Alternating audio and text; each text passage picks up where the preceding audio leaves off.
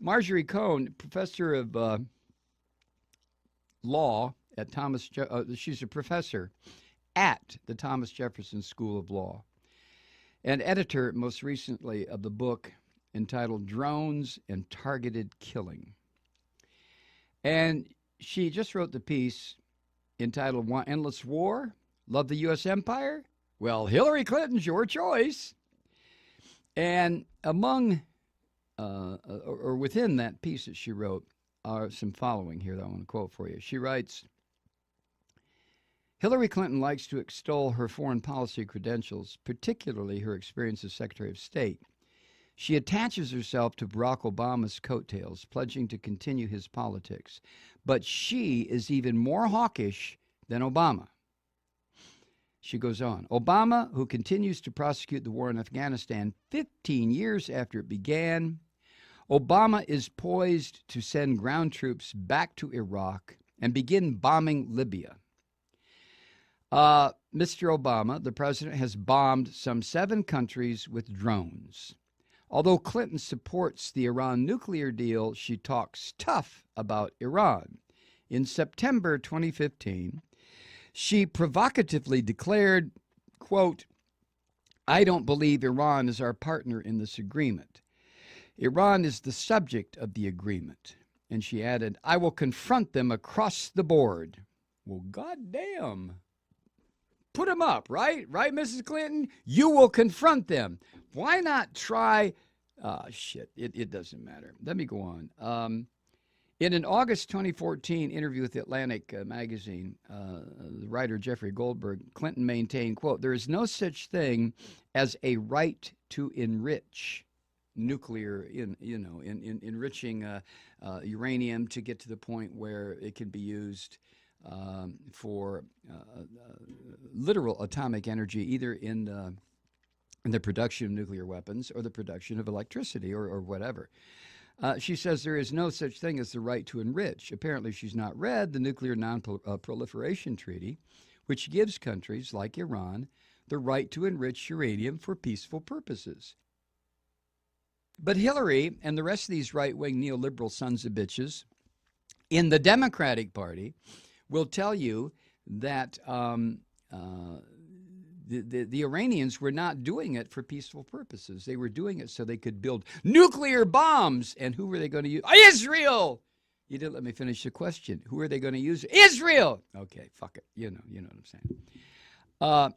Now, one country, according to Marjorie Cohn, and you know this, one country that does possess nuclear weapons is Israel, which refuses to ratify the Nuclear Non-Proliferation Treaty. And Clinton has consistently and uncritically, like so many of these rat fuckers in the U.S. The legislative branch, support the policies of the Israeli government. This is a progressive? Bullshit. Marjorie Cohn goes on, "Clinton's vote in favor of George W. Bush's illegal 2003 invasion of Iraq cost her the 2008 election, but it also cost the lives of more than 4,500 Americans and hundreds of thousands of Iraqis. It cost them their lives. Yet," Marjorie Cohn goes on, "Clinton cynically told corporate executives at a 2011 State Department roundtable on investment opportunities in Iraq, quote," Jesus Christ, she didn't say that, I said that. Here's her quote, "It's time for the United States to start thinking of Iraq as a business opportunity." Motherfucker. I mean,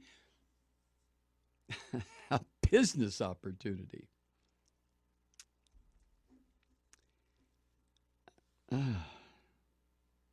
You know, that's the endless war, endless profits thing. To think of Iraq not as the scene of the worst war crime since Hitler's invasion of Poland. Oh, no. Not to be seen as a killing ground for up to 1 million Iraqis, a quarter of whom were children. Oh, fuck no. None of that. No. Not to be seen as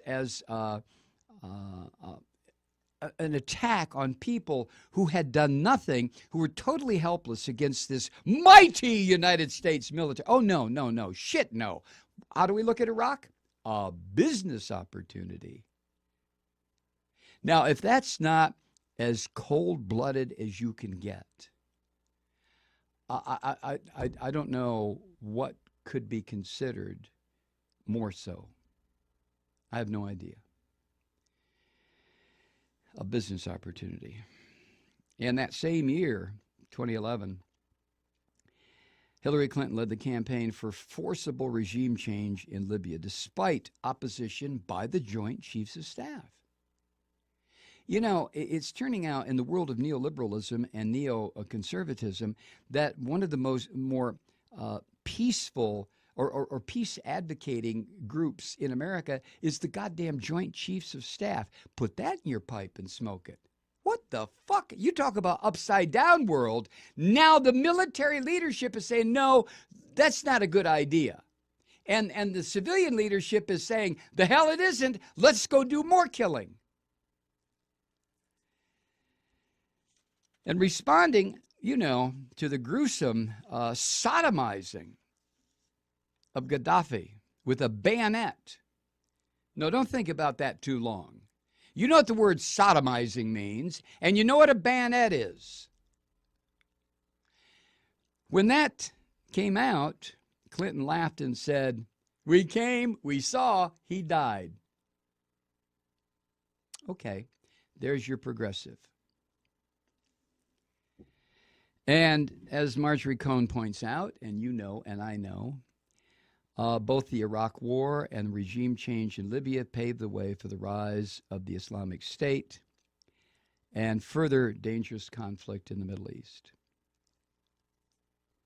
Now,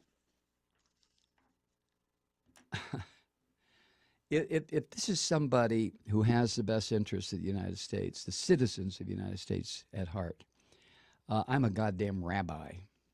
If Hillary Clinton, and here's the bitch part of it to me, and I don't use the term bitch in a sexist way. Jesus Christ, stop. Here's the bitch part of it to me.